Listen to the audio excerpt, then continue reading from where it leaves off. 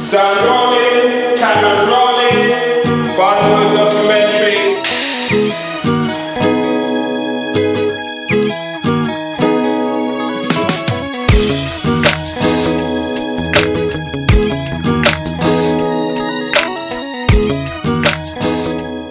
Wow. I'd certainly tell my younger son that there's no such thing as the perfect father. No matter what you think, you're gonna fall short. And that's where I would say to my younger self, seek out other men who they themselves may not be perfect, but collectively, you all will be able to father your son correctly. Fix up. That's what I would say to my younger self. Fix up. Say, Shola, are you really doing anything useful right now? Listen to me. One of the things that you need to do is to think about the goals you need in your life and teach those goals or that goal setting process to your children, not haphazardly, not after you've fallen down, buck your head a few times and realize you're going the wrong way, but start now, before you have children. Definitely don't worry, it'll be okay.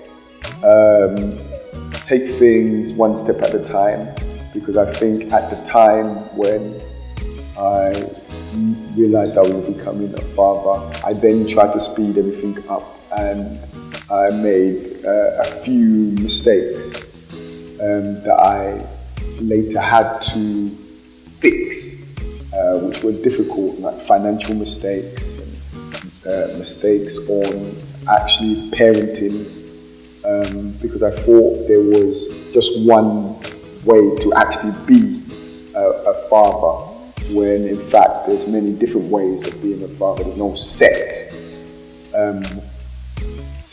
description of being a father. So what I would say is to my younger self, don't worry. Take everything in stride. If certain things don't happen with your child the time that those useless books say they should happen, it's nothing for you to get nervous about. It will come. I would say, don't make excuses. If I was giving it to myself now, I'd say continue doing what you're doing. I would say, it's okay, just there's no book, there's no guide. You can design it however you want it to be, and you are the creator of your destiny. So make it big, make it good, make a difference. Yeah, that's what I'd say. I would say try and not always build your career, but also make sure that you're building your family and the future of your family in a cohesive way. So as much as you spend time on your work and your career and security, I'd say part of that is about spending time with your family. Invest. Any money that you have, invest it. Invest it in property, invest it in something that does not depreciate, just so, it's something you can pass over, something tangible. No one taught me about investment. I learned investment when I was 30. Imagine that, Prior to that, I had tens of thousands of pounds come in my hand and left, just like that. Disgraceful, but that's not my fault, innit? I'm a victim of, society. So I need to make sure, if I had to speak to my younger self, it would just be like, invest, I wouldn't want to change anything else. I love the mistakes that I made, because that's what made me who I am. All of the bad news, all of that, I wouldn't change anything. The only one thing is, Dino Williams, when you come across money, don't waste it, invest it. Same advice that I give to myself now, don't worry. I think it is scary, it's daunting, and it's new like anything else. But there's not, worrying doesn't help any of it. So just believe in yourself.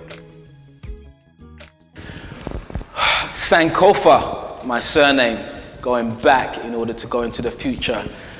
What would I give to my younger self as a message?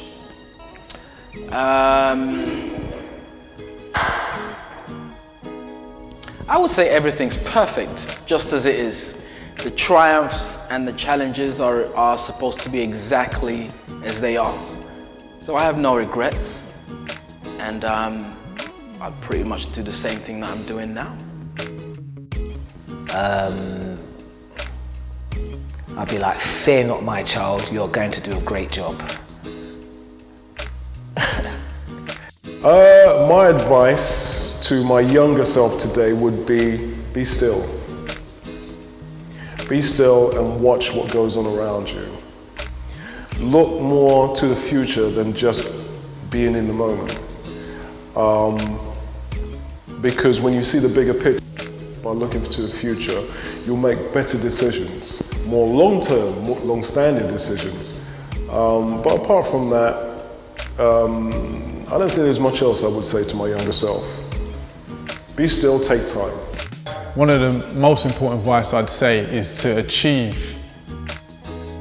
I wish I'd achieved a lot more and focused and be more disciplined on my career so that I don't have to focus that much on it now, and then I can spend more time with my children, because that's very important and they need us more than your school. You can't depend on the school, so you need to be able to be there for your children, and that's an issue that I have. Me and my wife, we both struggle for time.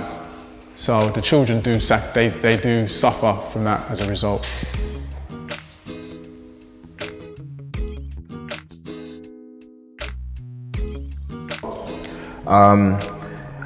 I didn't prepare myself for fatherhood. I prepared myself to be an excellent human being, you know, and I think fatherhood is just an aspect of that. So as soon as I became committed with my partner and said, yeah, I want to have a child, and we had that dialogue, for me, even before that conversation, but as soon as I knew she was the right one, I knew that I had to start moving a certain way. I started to act a certain way. I just had to step up my game. You know, like you have a phone and you got the old phone is all battered and then you have to upgrade it. I knew that I had to upgrade myself if I needed to, if I wanted to start talking about children, so to speak, you know. So I had to get my game up, and once that happened, you know, then the conversation just moved forward from there. So for me, it was just all about the preparation, laying the foundation so that seed can be planted.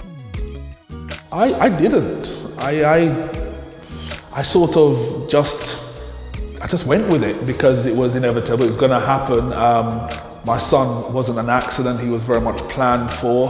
So I guess we put the financial things in place, we had the space for him, and we thought about it on that level, but we never considered at all anything around putting any greater plans in place. We were a young couple and we were happy to have him come along.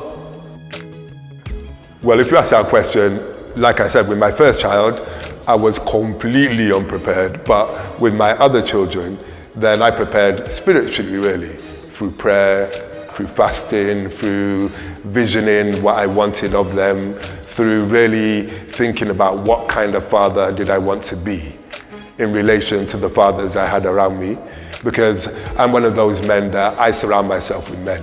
I make sure that my children don't only know me, that they have uncles, that they have aunties, that they have people who are doing things, positive things in the community that they can see.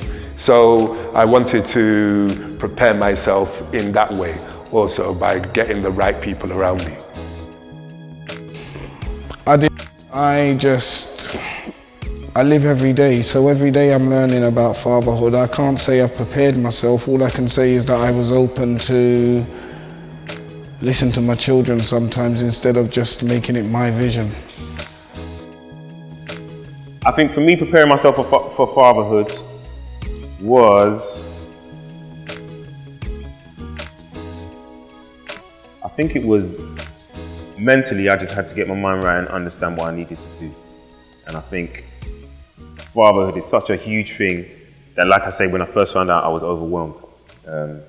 You don't know where to start. There's all these things that you feel you need to get, all these things that you've got to do. You've got different advice from different people.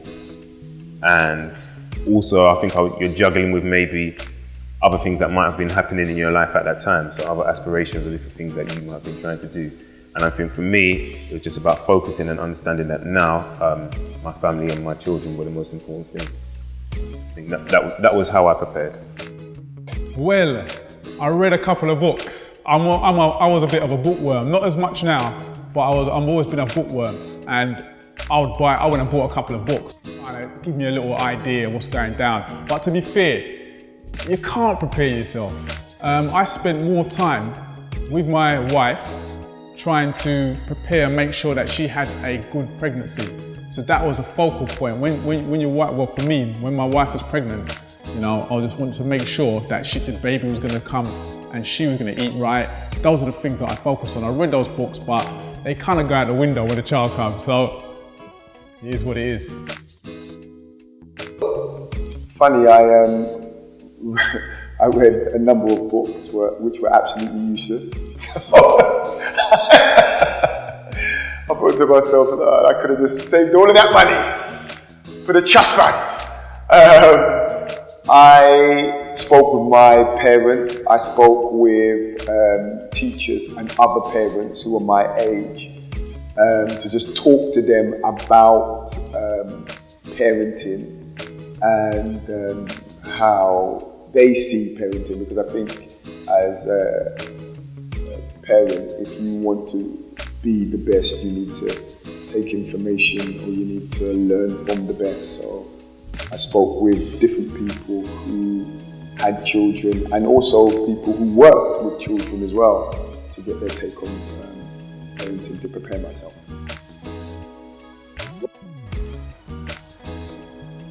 By waiting so long. How did I prepare myself for fatherhood? One answer, I didn't. Another answer is, you know, by observing what other good men around me done. You know what I mean? So directly speaking, my father prepared me for fatherhood. I saw, I observed, I had more than enough adult years to mull it over in my head and be like, wow, what my dad done for me, especially in the jobs I've done, what my dad done for me is phenomenal. The benchmark is high. So, you know, yeah, the path was prepared for me. Just have to walk it. How did I prepare myself for fatherhood? There was no preparation. I mean, her daughter was planned. He was a planned child, but in saying that, there was no preparation. Just the basics. You know, that nesting.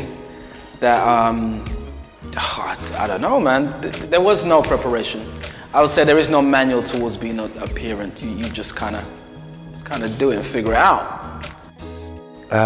Yeah, so preparing myself for fatherhood was working, you know, literally working. If a woman nests, a man just works to provide, to make sure there's stuff in the nest. You can put stuff in the nest, and that was it for me. You know, I had my first son when I was 25. Yeah, so you know, at that time, in terms of where I was, the only thing I could do was just work. That's it. You know, to prepare myself. And when it happened, it happened.